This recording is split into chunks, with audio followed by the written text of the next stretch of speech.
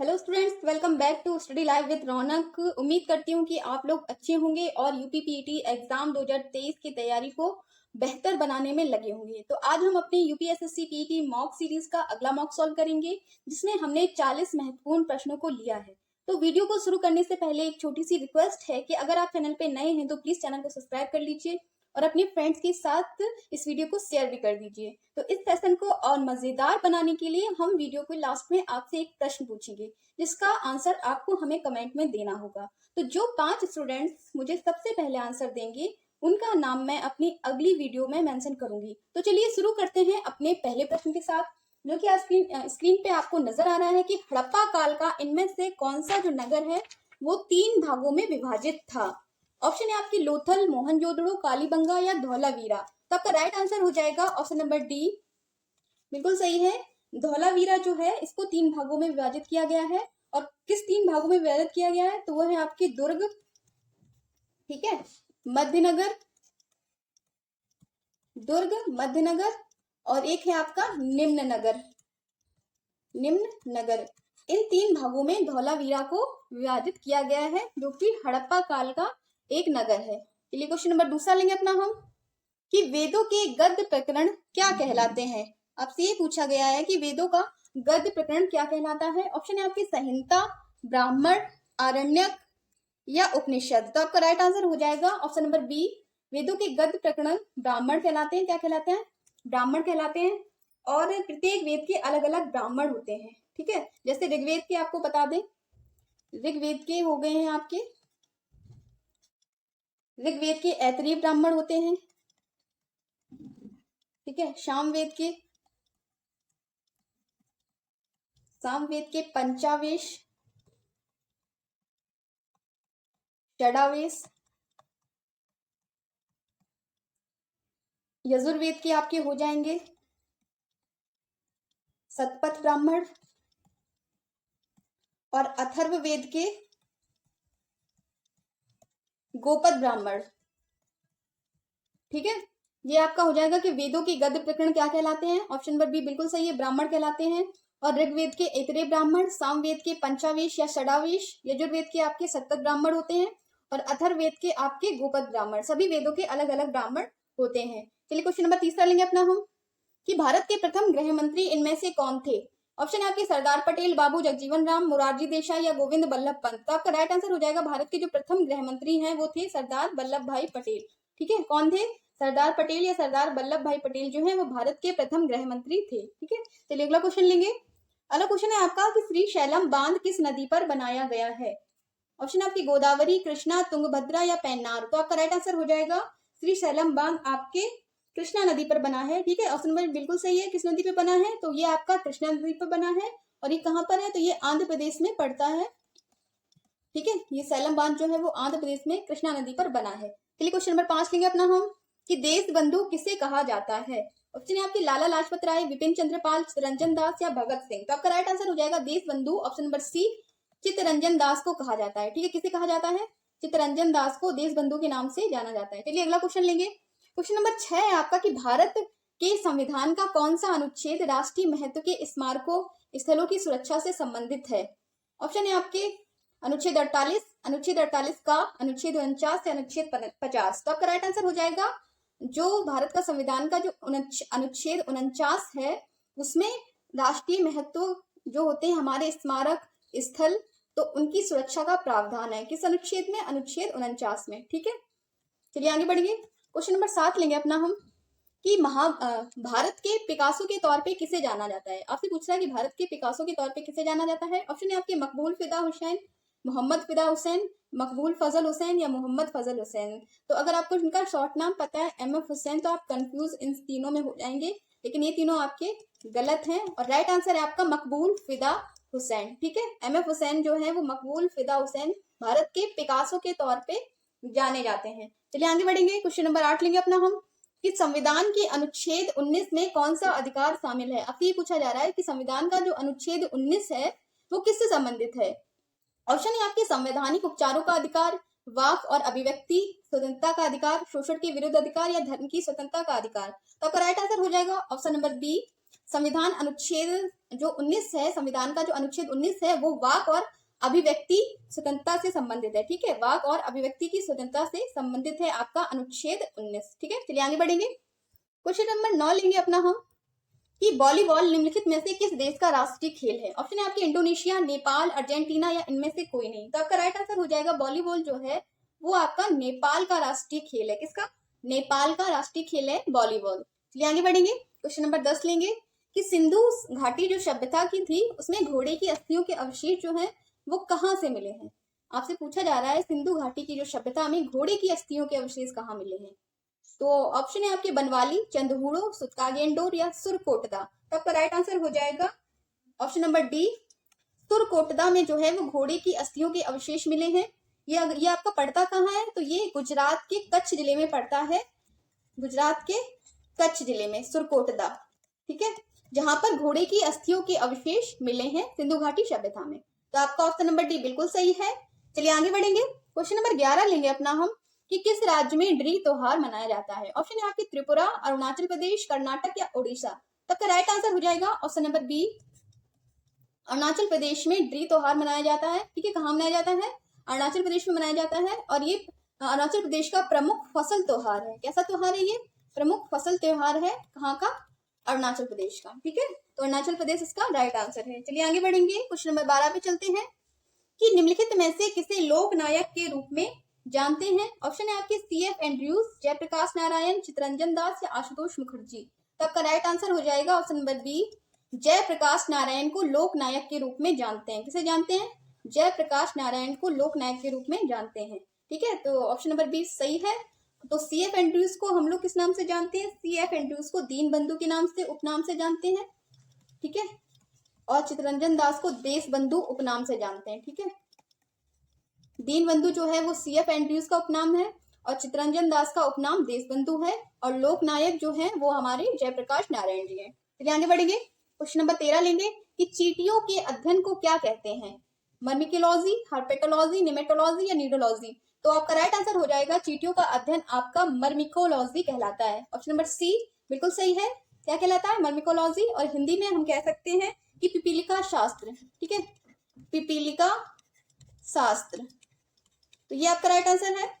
Option number ए बिल्कुल सही है। चींटियों का अध्ययन मर्मिकोलॉजी कहलाता है। चलिए आगे बढ़ेंगे। क्वेश्चन नंबर 14 है आपका कि निम्नलिखित में से किस नदी को छत्तीसगढ़ की जीवन रेखा कहा जाता है। ऑप्शन है आपकी शिवनाथ, महानदी, रिहंद या सोन। तो आपका राइट आंसर हो जाएगा ऑप्शन नंबर बी, महानदी जो है वो आपकी छत्तीसगढ़ की जीवन रेखा कहलाती है। ठीक है, कौन सी नदी? महानदी को छत्तीसगढ़ की जीवन रेखा कहा जाता है। चलिए आगे बढ़ेंगे। क्वेश्चन नंबर 15 लेंगे अपना हम कि अंतरराष्ट्रीय मानकीकरण संगठन ISO का मुख्यालय कहाँ है। आपसे ये ISO का मुख्यालय पूछ रहा है। तो आपके ऑप्शन है ढाका, जिनेवा, न्यूयॉर्क, लंदन। तो आपका राइट आंसर हो जाएगा ये आपका ऑप्शन नंबर बी, जिनेवा की स्विट्जरलैंड में है। ठीक है, स्विट्जरलैंड, जिनेवा में ये पड़ता है ISO का मुख्यालय। ठीक है, इसकी स्थापना की बात करें तो इसकी स्थापना 23 फरवरी 1947 में हुई है। कब हुई है? 23 फरवरी 1947 को। और इसका मुख्यालय कहाँ है? Geneva, Switzerland. चलिए आगे बढ़ेंगे। क्वेश्चन नंबर 16 लेंगे अपना हम कि निम्नलिखित में से ओजोन परत किसमें पाई जाती है। ऑप्शन है आपकी स्ट्रेटोस्फीयर, मेसोस्फीयर, आयनोस्फीयर या ट्रोपोस्फीयर। तो आपका राइट आंसर हो जाएगा ओजोन परत है ऑप्शन नंबर ए, ओजोन परत आपकी स्ट्रेटोस्फीयर। ठीक है, स्ट्रेटोस्फीयर में पाई जाती है जिसे समताप मंडल भी कहते हैं। किसमें? समताप मंडल में ओजोन परत पाई जाती है। ऑप्शन नंबर ए बिल्कुल राइट है। आगे बढ़ेंगे। क्वेश्चन नंबर 17 पे चलते हैं। निम्नलिखित में से कौन सा स्थान केसर के लिए प्रसिद्ध है। भारत का वो कौन सा स्थान है जहां पर केसर उत्पादन होता है। ऑप्शन है आपकी सिक्किम, असम, जम्मू कश्मीर या मेघालय। तो आपका राइट आंसर हो जाएगा भारत में जम्मू कश्मीर में केसर का उत्पादन होता है और जम्मू कश्मीर जो है वो केसर उत्पादन के लिए प्रसिद्ध है। तो आपका जम्मू कश्मीर सही आंसर है। चलिए आगे बढ़ेंगे। क्वेश्चन नंबर 18 पे चलते हैं। आनंद मठ उपन्यास के लेखक का नाम बताइए। ये आपका है। ऑप्शन है आपके शरतचंद्र, बंकिम चंद्र, गुरुदत्त या RN टैगोर। तो आपका राइट आंसर हो जाएगा option number B, Bankim Chandra जो है, बंकिम चंद्र चटर्जी ने आनंद मठ उपन्यास को लिखा है। बांग्ला भाषा में लिखा गया एक उपन्यास है। किस भाषा में? बांग्ला भाषा में लिखा गया है। और किसने लिखा है? बंकिम चंद्र चटर्जी ने आनंद मठ उपन्यास लिखा है। ठीक है, चलिए आगे बढ़ेंगे। क्वेश्चन नंबर 19 लेंगे अपना हम कि निम्नलिखित में से कौन वहाबी आंदोलन का नेता था। ऑप्शन है मोहम्मद अली, अजमल खान, सैयद अहमद MA अंसारी। तो आपका राइट आंसर हो जाएगा बहावी आंदोलन के जो नेता हैं वो आपके सैयद अहमद हैं। ऑप्शन नंबर बी बिल्कुल सही है। कौन है? सैयद अहमद बहावी आंदोलन के नेता हैं। ठीक है, चलिए अगला क्वेश्चन लेंगे। क्वेश्चन नंबर 20 पे चलते हैं।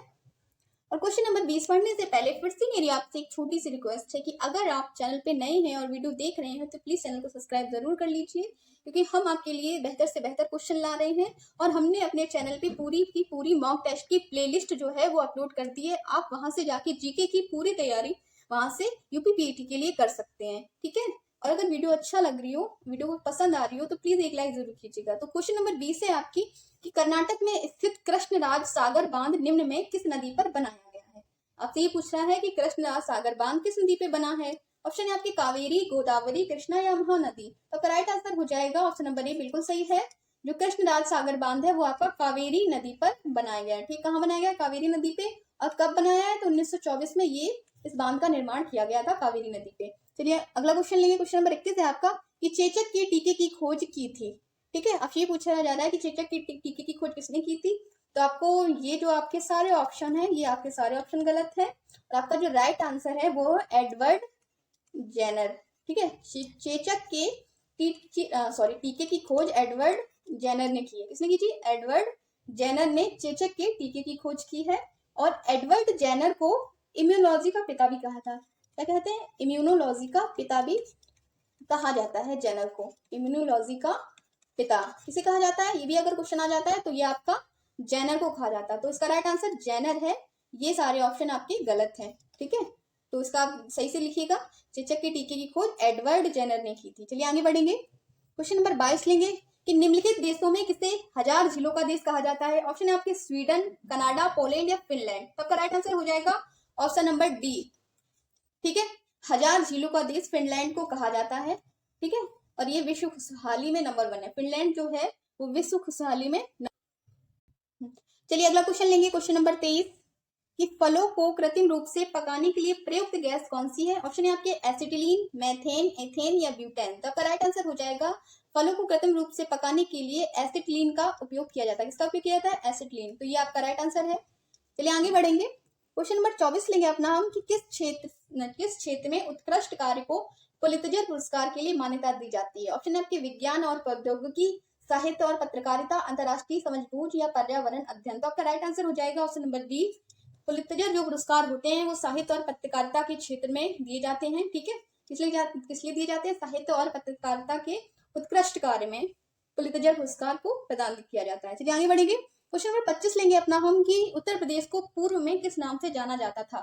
ऑप्शन है आपके यूनाइटेड प्रोविंस, आर्य प्रदेश, अवध प्रांत या उत्तरी प्रांत। तो ये आपका उत्तर प्रदेश को पूर्व में आजादी से पहले यूनाइटेड प्रोविंस के नाम से जाना जाता था या संयुक्त प्रांत के नाम से जाना जाता था। ठीक है, चलिए आगे बढ़ेंगे। क्वेश्चन नंबर 26 लेंगे अपना हम कि उत्तर प्रदेश का कौन सा नगर चीनी मिट्टी के बर्तनों के लिए प्रसिद्ध है। मैंने इस टेस्ट में सभी प्रश्नों को मिला जुला के रखा है। जितना भी आपका जीके का सिलेबस है सभी में से मैंने प्रश्न को उठाए हैं, तो ये आपके लिए बहुत ही इंपॉर्टेंट है। वीडियो को पूरा देखा कीजिए। ठीक है, तो उत्तर प्रदेश का कौन सा नगर चीनी मिट्टी के बर्तनों के लिए प्रसिद्ध है। तो ये इसका राइट है ऑप्शन नंबर बी। खुर्जा जो है वो चीनी मिट्टी के बर्तनों के लिए प्रसिद्ध है। ठीक है, चलिए आगे बढ़ेंगे। क्वेश्चन नंबर 27 पे चलते हैं कि उत्तर प्रदेश का प्रमुख लोकगीत क्या है। ऑप्शन है कि धमार, कव्वाली, टप्पा या बिरहा। तो राइट आंसर है ऑप्शन नंबर डी। बिरहा जो है वो उत्तर प्रदेश का प्रमुख लोकगीत है। ठीक है, बिरहा। चलिए आगे बढ़ेंगे। क्वेश्चन नंबर 28 लेंगे अपना हम कि उत्तर प्रदेश में अकबर की रानी जो थी जोधाबाई का महल कहाँ पर स्थित है, ये आपसे पूछ रहा है। ऑप्शन है आपके फतेहपुर सीकरी, फिरोजाबाद, आगरा या अकबराबाद। तो इसका राइट आंसर हो जाएगा रानी जोधाबाई का जो महल है वो ऑप्शन नंबर ए फतेहपुर सीकरी में स्थित है। कहाँ स्थित है? फतेहपुर सीकरी में स्थित है रानी जोधाबाई का महल। ठीक है, चलिए अगला क्वेश्चन लेंगे। क्वेश्चन नंबर 29 है आपका कि किस विटामिन की कमी से खून का बहना रुकता नहीं है। ऑप्शन है आपकी vitamin A, vitamin B, vitamin C या विटामिन के। तो राइट आंसर हो जाएगा ऑप्शन नंबर डी। विटामिन के जो है इसकी कमी से खून का बहना रुकता नहीं है। ठीक है, किसी कमी से, विटामिन के की कमी से खून का बहना रुकता नहीं है। ठीक है, खून जो है अगर इसकी कमी होती है तो खून का थक्का नहीं जमता है। और इसका अगर रासायनिक नाम की बात करें तो इसका रासायनिक नाम फ्लिक्यूनोन